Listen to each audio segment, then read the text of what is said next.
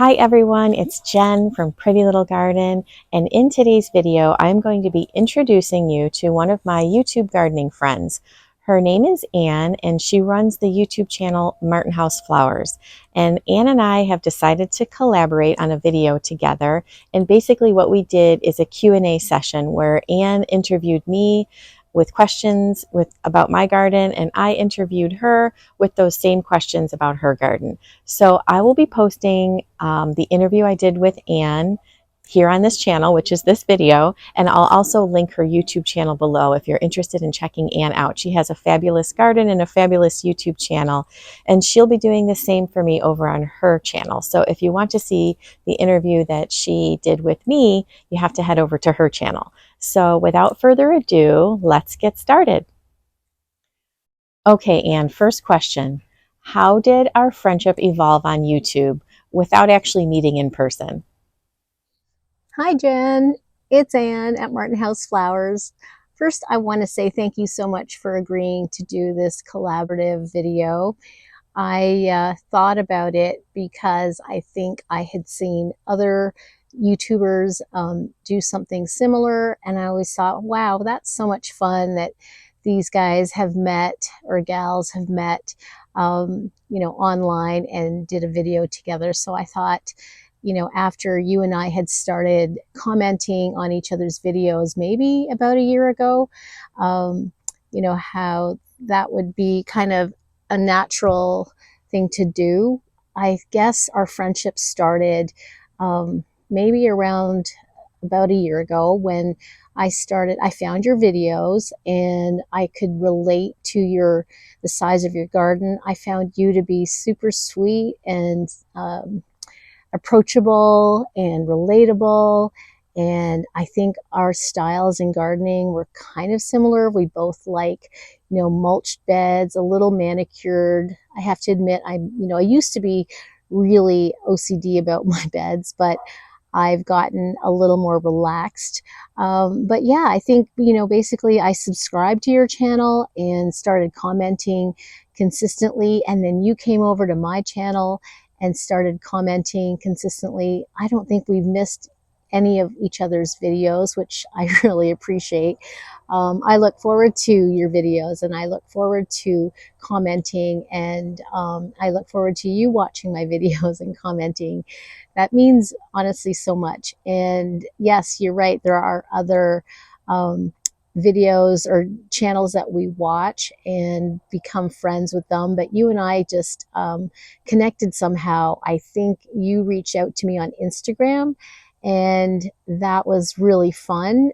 We started messaging, and then finally I think I mentioned to you about doing a collaborative video because it was one of my goals I set for myself back in January. And so when I mentioned that on Instagram, you said, yeah, let's do it. And then we just got on a phone call just about a week ago, and that was so much fun. I think we talked for a couple hours, and you were the same in person on the phone as you are in your videos, I have to say. And that's I didn't expect anything differently, but I really enjoyed meeting you, and I'm really looking forward to growing our channels together, learning from each other's gardens, and just continuing our friendship. So thank you so much again for agreeing to do this. It's definitely been fun getting to know you, Anne, and I loved our conversation on the phone. We did like a little Zoom call, a little over a week ago now, and talked for, like she said, almost 2 hours, probably a little over 2 hours. And we had just lots to talk about, and it was nice to connect. So the next question, Anne, is tell me about the size of your garden. Size of our gardens. I have about a third of an acre. I face south in the front where my front porch is. So I have a fairly large perennial bed out front where I have everything from spireas, which the builder put in, as well as I've put in a few roses in there, lavender. I've recently planted dahlia tubers this year, this season, this summer, and I have a front walkway. I don't have very much in the way of evergreens there, so I did recently add in um, a, a sprinter boxwood, and along my path leading up to my front porch, I do have some boxwoods. I think they're Green Mountain. On the left is that eastern red bud that I love so much in the spring. There are my boxwoods along the walkway. I have peonies to the right, a rose, a climbing rose against the garage, several roses in here, some nepeta. I also planted some zinnias this year, some dahlia tubers. There's that big rose that I talk about a lot. And then we're entering into my side yard, which is the hydrangea room, I call it. So in the back, we have a fairly wide yard, and if you've watched my videos, and I know you have, I think we have 13 trees across the back here, and I'm sitting here on our back patio that faces north. And then we have our greenhouse behind us that my husband Greg built, and it's next to, pretty close to our neighbors. These are our 13 trees across the back. There's the greenhouse with my hydrangeas, little limes against the neighbor's fence. The patio where I'm filming currently. And right off the patio is my kitchen garden. And you saw a glimpse of the hydrangea room that leads into my cut flower gardens, which I enjoy so much. On my west side is where we have our cut flower gardens, and I have 6 raised beds there. So that's on the northwest side, so it gets full sun.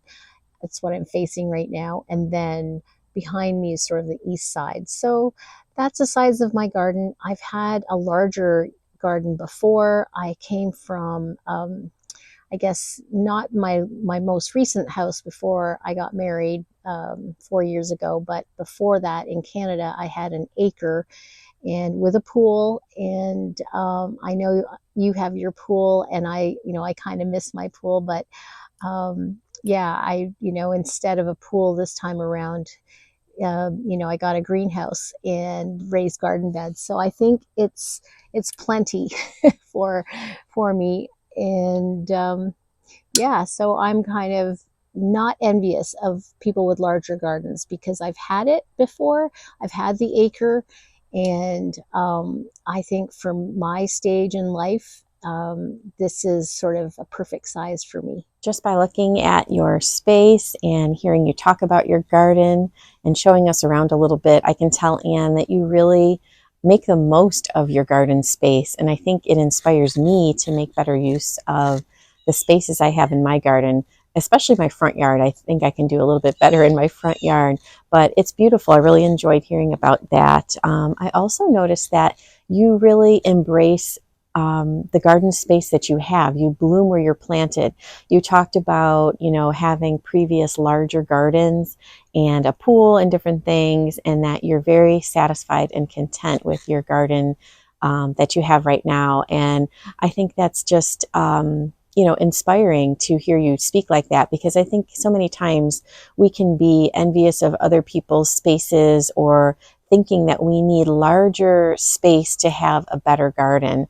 And that is not the case. I think you can have a beautiful, full garden all seasons of the year in just about any space that you have. You just have to bloom where you're planted. You have to figure out what works best with your space and maximize that, to the fullest you can. I also like when you said that you traded in your pool and your larger gardens for a greenhouse and raised garden beds. And I would say that is a great trade-in. Your greenhouse is absolutely amazing. I really love your greenhouse. Your husband built it for you, and it's beautiful. And I'm sure there's so many things you'll be able to do inside your greenhouse this coming winter, and I'll be following along for that. And also your raised garden beds. It's just such a beautiful use of your space in your backyard. Okay, next question. What is your favorite shrub and tree in your yard? Tree and shrub. I have a lot of trees to choose from. um, I love evergreens. We have, I think I mentioned, we have, gosh, I think we have 13 trees across the back, and 11 of them are evergreens. So that tells you how much I love evergreens. It just reminds me so much of Canada.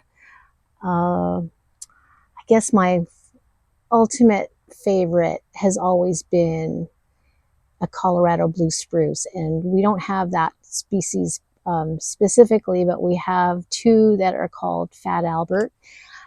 There has been an issue in our area here in the Midwest with a disease that has hit a lot of blue spruces. So when we got our trees at Wasco 3 years ago, the Fat Albert was highly recommended, and so far it has been really great for us. But then on a deciduous side, I really love my um, Eastern Redbud at the front south facing garden, and it is just that beautiful pinky purple floret that comes out I think around sometime in May. I used to love a flowering crabapple, and I do have two of them in my garden too, and I always have one in my garden because it blooms exactly the week of my oldest daughter Hannah's birthday. So it's sort of sentimental that way. But I've recently discovered Eastern redbuds that I believe are native to our area here. So that's my favorite deciduous tree. So can I have a favorite deciduous and a favorite evergreen? Hopefully that's okay. And then my favorite shrub, I'd have to say, is the hydrangea. I think, I don't know if I've lost count, I think I have probably close to 40 hydrangeas now. And I still love the big leaf hydrangeas. I'm still always wanting to try and turn them purpley blue, but my soil here is alkaline, not acidic. So I do have Let's Dance Skyview that just behind the greenhouse, and even after 5 of them didn't survive in my front bed, in the south facing south bed, the 3 behind the greenhouse in their second season this year have done really well. And the color ranges from lavender blue to now almost burgundy, rosy burgundy in the fall. And one of them in the middle I've shown in previous videos looks very lavender blue. So I'll drop in a clip of that. So those are my favorite shrubs and trees. I agree. I love the evergreen tree as well. I love the Colorado blue spruce. Beautiful tree. I also have Fat Albert blue spruce in my garden. I think I feel the same as you about that tree. And the redbud, you have a beautiful redbud in your yard, and I also really am fond of that. Flowering crabapple tree, it can add a lot to your garden, and I think that's so special that it blooms on your daughter's birthday. And wow, Anne, 40 hydrangeas. That's a lot of hydrangeas. I have not counted mine, so I don't know how many I have, but I don't think it's anywhere near 40. But it's inspiring to hear that you have so many in your yard, in your garden. I think, sometimes when you're in a suburban garden space, sometimes you don't think you can fit as many things as you truly can. So that, gives me some inspiration to keep on adding those hydrangeas, finding a spot and squeezing one in. It's beautiful. Thank you, Anne. So the next question, and I'm just looking down at my list of questions here. The next question I have for you, Anne, is what is your favorite perennial and what is your favorite annual? My favorite perennial would have to be a salvia. It is the Proven Winners Living Large Big Sky salvia. I planted that last year, and it grew so quickly and bloomed for me from, gosh, May all the way to October. It is still blooming now for me, the one that I established. I did find a second one this year, and I put it in the ground maybe a month ago, and it was sort of finishing up its blooms, and it's just developing its roots for next year, and I'm confident that next year it will also bloom for me all summer long. So I highly recommend the Living Large Big Sky salvia, and it grows. I'll add the specs below, but it is already probably, gosh, 24 inches by maybe 18 inches right now. It's at least that size. And I'm pretty sure it's hardy in zones 5 through 8, but I'll confirm that below. Okay, so my favorite annual would have to be the Snapdragon. I grow my annuals, my cut flowers from seed. I started doing that last year and I just love it.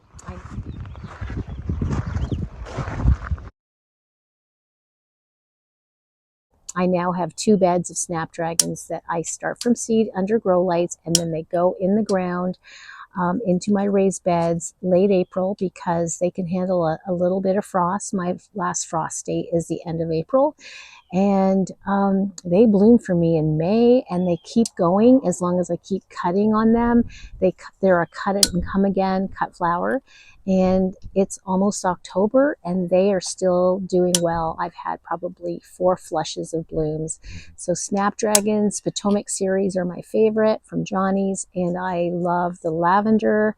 I've shown them in a lot of my videos. Lavender, yellow, Potomac yellow, white. I'm trying a new color, royal, next year. And I also grew some shorter varieties. I think it's Black Prince. It's a deep purpley burgundy. So yeah, I highly recommend growing Snapdragons and try them from seed. They're a tiny little seed. However, you can pick up some pelleted ones from Johnny's, which I started buying because it's just easier on the eyes, and you do have to thin them out. But there's less thinning if you use a pelleted seed. So I usually do just a couple seeds per cell. So I love growing Snapdragons. Your salvia was beautiful in your garden. I grew an annual salvia this year, but I'm interested in, growing a perennial salvia maybe next garden season to, just so it comes up again and again. So that was beautiful. And also the Snapdragons, yes, and your Snapdragons were absolutely gorgeous. And I love the way you had them in your cut flower garden. And I did not use the grid that you used on top, but that seemed very helpful in, just kind of keeping them separate and somewhat upright. I appreciated your comment on the Potomac series from Johnny's Seed. Definitely want to look into that. So yeah, thanks for sharing that. Okay, and the next question, what is your favorite garden bed and why? My favorite garden bed and why. So I thought long and hard about it. It could be my bed along the west side, which is my hydrangea room. That has my Quickfire Fab hydrangeas. And in between those this year, I planted zinnias, and it just added a ton of color in between while my Quickfire Fab grow in, because I did grow them or plant them 6 feet apart. But I also love my raised cut flower beds. When I think about it, I think I actually would lean towards my cut flower beds because they give me an opportunity to try new things, try new annuals, plant perennials, but mostly they're cut flower annuals. And this coming spring next year, 2026, I plan to have tulips growing out of there, which I will put in the ground in the beds this fall. So I think I love my cut flower beds the most for my favorite beds.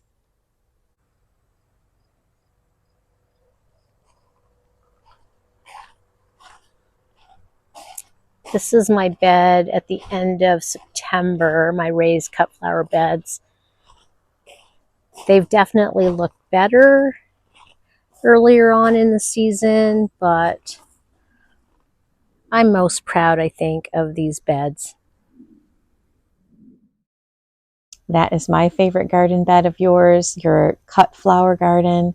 It's absolutely beautiful, and the way you and your husband created it, and it just seems seamless. I'm sure there were bumps along the way, but I love the way you arranged, the different beds and the gravel pathway with your arbor or your trellis, and just you filled them with beautiful flowers and you made such beautiful bouquets. It's inspiring to say the least. Okay, Anne, next question. What is your biggest mistake or biggest garden fail? So my biggest mistake or fail in the garden, I would have to say, happened last year. I had planted, actually happened 2 years in a row. I was insistent on planting big leaf hydrangeas in my south facing garden in the front, in front of my porch. I have a river birch tree, and I planted the Let's Dance Lovable 1 year, 2 years ago, and then they did not overwinter. And then I planted Let's Dance Skyview last year, and they also did not overwinter for me this year. So now I have Nepeta there. And I have to say, the one out of the five, Cat's Meow Nepeta, is also struggling. So I think the culprit is twofold. First, it is because it's full sun, south facing. And even though proven winners said that these big leaf Let's Dance series can handle part sun, 4 to 6 hours of sun in the northern areas. I'm in northern Illinois, zone 5B. It is not the case for my garden. The sun is too intense. I water daily. I don't have drip, but I still watered faithfully daily, and they just got too sun scorched, the Let's Dance series. So now Nepeta is probably the best bet because it is a drought tolerant perennial. But for some reason, one out of the five I've already had to replace. So that's sort of my biggest fail. But you know, it's one of those things where you just keep trying, and sometimes those little cards and that talk about what works for certain zones.